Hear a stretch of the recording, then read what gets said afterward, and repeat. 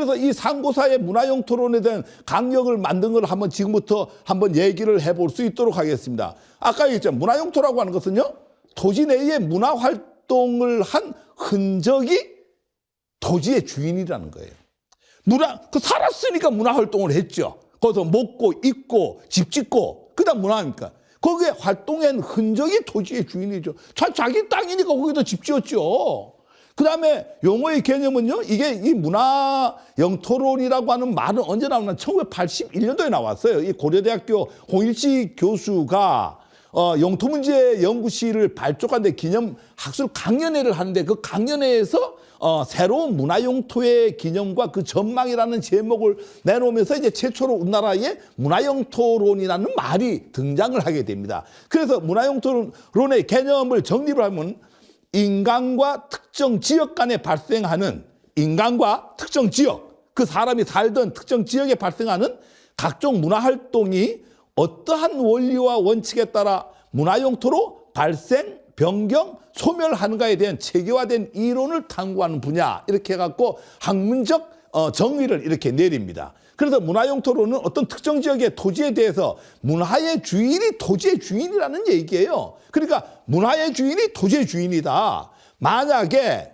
한반도하고 같은 문화가 북방 영토에 그 문화가 그대로 있다라고 하면은 그 문화는 동일 민족이 살았다라고 하는 거고, 그 역사는 바로 한반도 내에 있는 역사하고 동일 역사다. 이렇게 보는 게 문화영토론이다. 이렇게 보시면 되겠습니다. 그래서 먼저 아까 얘기했던 주거 문화부터 볼까요? 중국은 어떤 문화죠? 입식 문화입니다. 우리는 어떤 문화예요? 좌식 문화죠. 완전하게 틀리다라고 하는 거예요. 이 문화라고 하는 것은 민족이 살아가는 방식이 틀리기 때문에 이거는 같이 겹칠 수가 없어요. 그래서 여러분 알다시피 중국은 입식 문화입니다. 그래 한반도는 좌식 문화고 근본적 차이가 있다. 그래 요하 문명권의 온돌 문화가 생성이 됐는데요, 한반도 전체가 남방 방식으로 이렇게 사용했다. 즉 여러분들이 얘기할 때 저 북방 추운 데만 사용한 게 아니라 제주도에도 온도를 사용한다 이거예요. 해남이나 이런 남쪽 지방도 온도를 사용했다라고 하는 부분이에요. 근데 더 재미있는 거는요, 시베리아에 올라가면 더 춥잖아요. 그럼 거기는 우리 한민족이 안 살았어요. 그럼 거기에는 저 온돌이 있나요, 없나요? 온돌 없습니다. 그러니까 다시 얘기해서 온돌이 건축 문화에서 온돌이 있는 데까지의 어떤 그 분포도를 찍어 놓으면 그까지 우리 민족이 살았다는 얘기고, 우리 민족이 살았으니까 우리 민족의 땅이죠. 우리 영토라는 얘기예요. 거기에 있던 역사는 우리의 역사다. 이게 바로 문화영토론입니다. 그래서 온돌은 장갱, 화갱, 난돌, 연돌, 구돌 있는데 19세기 이후에 온돌이라는 말로 하나로 이렇게 정착이 되고요. 방의 일부분만 구두를 놓는 쪽구들도 있고, 이 연해주 쪽에 가면은 옥조인들이 주로 사용했는데 발해 쪽에서 이렇게 주로 썼던 쪽입니다. 문헌상 온돌의 최초의 기록은 서기 500년 초에 역도원이 쓴 수경수의 포구수란 강물의 수원을 적은 글에 온돌이라는 기록이 처음 나오는데, 고구려의 온돌은 구당서에도 고구려의 온돌 문화가 있다, 이런 기록이 나옵니다. 이런 것들은 오늘 역사 시간이 아니니까, 영토 문제니까 구체적으로 얘기하지는 않겠습니다. 요하 문명의 발굴 현장에 보면 온돌 문화가, 구들 문화가 많이 나옵니다. 많이 나오고요. 발해시대에 이건 쪽구들입니다. 그 옥저지방, 지금 연해주 쪽입니다. 그쪽에 보면 이 쪽구들이 이렇게 많이 나오기 때문에, 이 얘기는 무슨 얘기예요? 이게 아까 얘기했던 일본의 야마토족 이런 거 없어요. 중국의 한족 없습니다. 유럽 어디에도 없어요. 이건 우리 고유의 문화입니다. 어디에 있느냐? 제주도부터 저 꼭대기까지 있어요. 그 꼭대기까지가 어디예요? 그게 바로 고조선의 강역이다, 이렇게 보시면 됩니다. 그래서 이런 어떤 주거 문화에서 볼 수 있고, 두 번째 장례 문화, 아까도 얘기했죠. 고인돌 분포가 고조선 강역으로 우리 문화영토다. 자, 완전하게 틀리죠. 우리 고대 매장 문화는 한 세 가지로 나눠지는데요. 우리는 주로 석관묘하고 목관묘를 씁니다. 근데 일본은 우리의 백제 문화권에 보면 온관묘가 나옵니다. 우리 일본 야마토족은 우리 백제 문화를 갖고 하기 때문에 일본 전체는 어디를 뒤져도 석관묘는 없습니다. 제가 많은 사람들이 대마도가 어디 땅이냐고 물어요. 대마도가 어디 땅입니까? 그럼 우리 한국 땅이다. 그럼 뭘로 증명합니까? 문화영토론으로 증명하면 간단하게 증명이 됩니다. 대마도 내에 일본의 일본 사람이 살았다라고 하면은 일본 문화가 있을 거예요. 그러면은 장내 문화에 보면은 거기에 한 360개 정도의 이 묘가 나오게 되는데요. 그 중에 95% 이상이 석관묘 내지는 목관묘입니다. 대부분 석관묘입니다. 그러면 일본 사람들, 일본 문화가 살았다라고 하면 무슨 묘가 나왔을까요? 온갖 묘가 나왔겠죠. 온갖 묘 한 3개인가 4개뿐이 안 나옵니다. 나머지가 전부가 뭐냐면은 그게 나옵니다. 석관묘가 나온다라고 하는 거예요. 중국 같은 경우에는 한족 같은 경우는 토광묘를 씁니다. 그래서 이 민족에 따라서 장례 문화는 완벽하게 틀리는데 우리의 전통 방식 당연히 이제 석관묘, 목관묘인데요. 우아량의 그 홍산 문화를 뒤져보면은 대부분의 거기에 석속청 유적에서 석관묘가 발견이 됐다라고 하는 거예요. 그 얘기는 무슨 얘기예요? 거기에 있는 아무리 중국이 진화가 자기네네 땅에 우긴다고 하더라도 우기다 우겨집니까? 거기 옛날에 누가 살았느냐? 우리 한반도에 살았던, 우리 대한국도 내에 살았던 사람과 같은 문화권이 거기에 형성되어 있더라. 장례 문화를 보니까. 누구 땅이에요? 누가 살았다는 거예요? 한민족이 살았다. 배달족이 살았다는 얘기예요. 배달족이 살았으니까 그 산 사람이 땅 주인이죠. 그러니까 그게 누구 영토냐? 한국 영토라 이 얘기를 하는 거예요. 그래서 이 문화주권이라고 하는 이 개념은 영토주권하고 항상 같이 갈 수밖에 없다. 이렇게 되고요. 이런 개념을 본다면 이 장례 문화도 그렇고요. 뭐 아까 얘기했던 우아량 적석총에서 나왔던 게 전부 이런 적석총입니다. 이 석관묘라고 하는 거죠. 이 고인돌의 분포를 본다라고 하면은요.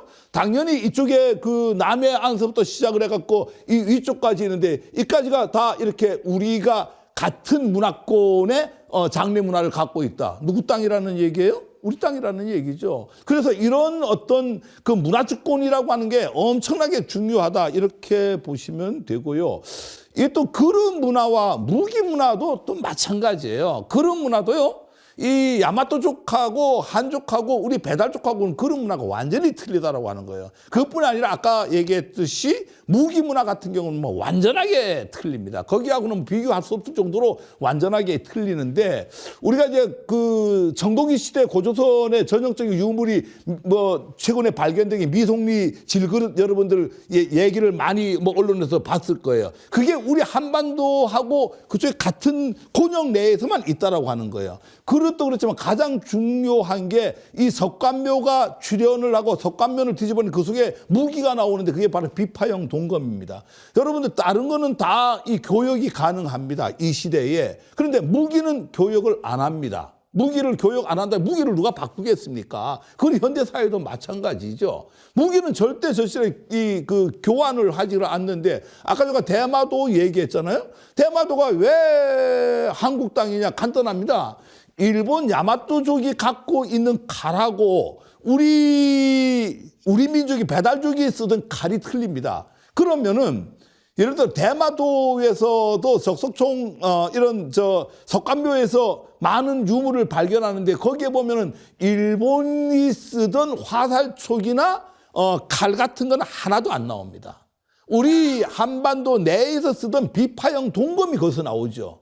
그러면은 거기가 무슨 문화였다는 거예요? 우리 배달족의 문화가 대마도에 있었다라는 얘기예요. 그럼 대마도에 우리 배달족의 문화가 있었다는 것은 우리 선조들이 살았다는 얘기고 그 땅은 그러면 당연히 우리 땅이라는 얘기고 그 역사는 우리 역사라는 얘기예요. 좀 이따 뒤에 보면은 언제 어떻게 그 대마도를 뺏기느냐라고 하는 어떤 방법에 뺏기느냐가 나오는데 말도 안 되게 뺏깁니다. 반드시 찾아야 될 우리 영토입니다. 그러니까 다시 얘기하지만 이 잠재적 영토관을 어디까지로 우리가 인식을 하느냐에 따라서 그걸 찾고 못 찾고가 결정되는 문제니까 여러분들 오늘 이 시간에 잠재적 영토관이라는 말은 반드시 기억을 해야 되겠습니다. 그래서 비파형 동검 같은 경우는 한반도 중심으로 고조선 강역까지만 분포한다라고 하는 것은 이미 뭐 널리 알려진 부분인데 바로 이 지도를 보면은 지금 여기에 점점점 찍힌 게 뭐 자세히 안 보이겠습니다만 이게 바로 비파형 동검이 나왔던 곳입니다. 여기까지는 이게 이에만 나왔다라고 하면 우길 수도 있어요. 그게 아니고 이 한반도 이 제주도까지 비파형 동검이 나옵니다. 그러니까 같은 민족이라고 하는 거죠. 그런데 이게 이쪽에 올라가거나 이쪽에 그 한족이 살았던 밑쪽으로 내려가면은 비파형 동검이 나오지가 않습니다. 그러니까 저 무기의 주인이 그 땅을 지배했다라는 얘기 아니에요. 그러니까 어디까지 우리 땅이었다는 거예요? 아까 여기 지금 비파형 동굴이 나왔던 데까지 그 분포도까지가 우리 땅이었다라고 하는 부분입니다. 여러분들 그렇게 인식을 한다라고 하면은 되게 이 잠재적 영토관을 인식하기가 쉬워진다 이렇게 보는 거고요. 의상도 완전히 틀립니다. 여러분들 뭐 어떻게 딱 보면 중국 의상 요즘에 한푸 뭐 한복 이런 문제 갖고 얘기가 많이 나와 갖고 많이 뭐 좀 화가 나고 이번 베이징 올림픽 때도 우리 한복을 입고 나와 갖고 우리 화가 난 국민들이 많이 있는데 다시 얘기하면은 이 의복 문화도 야마토족이 갖고 있는 일본 의상 문화하고 우리 배달족이 갖고 있는 의상 문화하고 한족이 갖고 있는 의상 문화는 완전하게 틀리다라고 하는 부분이에요. 그러면 역으로 얘기하면은 우리 배달족이 갖고 있던 의상 문화의 분포가 어떻게 되느냐 특징을 잡아갖고 그 특징이 야마토족이나 이쪽에 한족에는 없는 의상이 예를 들어서 발견이 됐다. 그 분포도까지가 우리 민족이 살았던 땅이다. 이렇게 보시면 돼요. 그래서 뭐 여러분들 너무나 잘 알다시피 머리 양식에 따른 옥고, 그다음에 고조선 변, 책, 절풍 양식 이런 얘기 많이 들어봤을 거예요. 근데 오늘 아까도 얘기했지만 오늘 뭐 이런 그 역사가 아니라 이 강력을 얘기하기 때문에 구체적으로 얘기하지 않고 근본적으로 우리 문화였다라는 얘기만 하고 넘어가겠습니다. 이게 그 우리 이제 그 표지 유물이라고 하는데요. 신라나 가야, 백제까지 다 그 같이 분포됐던 의복 문화라고 하는 거예요. 그래서 고조선 복식은 달개 장식이 많이 있습니다. 이 뒤에 사진 보면은 달개 장식이 어떤지 아는데 예를 들어서 달개 장식이 나왔다. 무조건 우리 문화입니다. 이 야마토족이나 한족에는 달개 장식이 없어요. 절풍 문화도 없습니다. 그래서 이런 개념으로 본다라고 하면은 이제 고구려의 불꽃무늬 금관 달개 장식입니다. 저쪽에 있는 게. 저거는 우리 배달족에만 나오는 의복 문화예요. 그래서 이 뭐 여러분 홍산 문화에 가면은 옥고 이게 고조선의 복식 문화인데 이런 개념이 어디서 분포가 되느냐. 지금 여기 점점점 찍힌 게 전부 뭐 가락반지 그다음에 그 뭐 저 청동 장식 단추 나무 모양 잎의 장식 뭐 이런 어떤 우리 배달족만이 갖고 있는 의복 문화. 이쪽에 한족이나 야마토족에서는 볼 수 없는 이 의복 문화가 출토된 곳이 바로 이겁니다. 그러면은 뭐 이렇게 이런 개념으로 본다고 하면 아까 장례 문화, 무기 문화, 뭐 의복 문화, 건축 문화 이런 것들을 다 오버랩을 시켜보면 분포도가 쭉 나와갖고 공통적으로 있는 제일 바깥선을 긋게 되면은 그게 누가 살았던 곳이죠? 바로 우리 선조들이 살았던 것이고 그 개념에서 접근의 그 선을 그은 게 바로 우리 고조선의 지도다. 이렇게. 고조선의 지도가 대충 여기서 여기까지 우리 땅이야 이런 개념이 아니다라고 하는 거예요. 우리 선조들이 살았던 흔적이 있으니까 선조들이 살았던 흔적은 문화고 그 문화를 향유했다라고 하는 것은 토지의 주인이었다라는 얘기고 그 토지의 주인은 역사의 주인이다. 그래서 오늘 요까지 얘기를 잘 살펴보면 어떤 게 나오죠? 문화주권은 영토의 주권이고 영토의 주권은 역사의 주권이다. 그래서 3주권은 일치한다. 이렇게 보시면 되는데요. 그래서 이 문화영토론을 좀 더 확대를 해갖고 본다라고 하면은 민족사적 생활영토론이라는 말이 있어요. 이런 말도 아마 처음 들어보실 거예요. 이 홍인식 교수가 이거 처음 쓴 말인데요. 민족사적 생활영토론이라고 하는 건 우리 경제영토론을 얘기합니다. 이게 문화영토론하고 경제영토론은 틀립니다. 이건 최근에 나와 있는 어떤 하나의 그 이론인데요. 예를 들어 LA에 가면은 우리 한인타운이 있습니다. 거기는 뭐 그 달러가 아니고 원화로도 교환이 됩니다. 거기서 버는 돈들이 어디로 오죠? 우리 한국으로 막 들어옵니다. 이런 거 우리가 경제영토라고 하죠.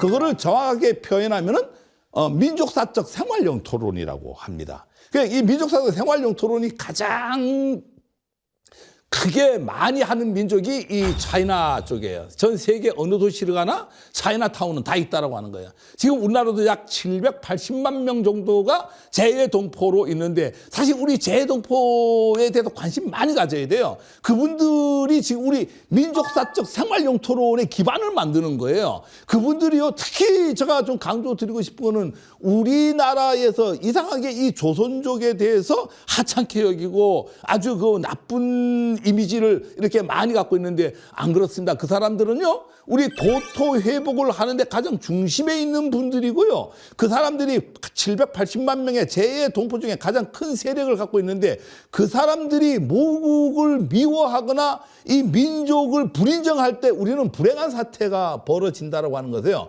경제적으로 그분들이 좀 약하고 경제적으로 우리보다 늦게 선진 사회가 됐다고 해갖고 우리 같은 민족인데 그 사람들을 야치 본다라고 하면은 우리는 영원히 우리 땅을 고토 회복을 못할 수도 있습니다. 내일 아침부터 당장 이 조선족에 대해서 달리 생각을 하고 그분들은 제2의 동포로서 바로 이 민족사적 생활용토론의 가장 중심 역할을 하고 있는 분이다.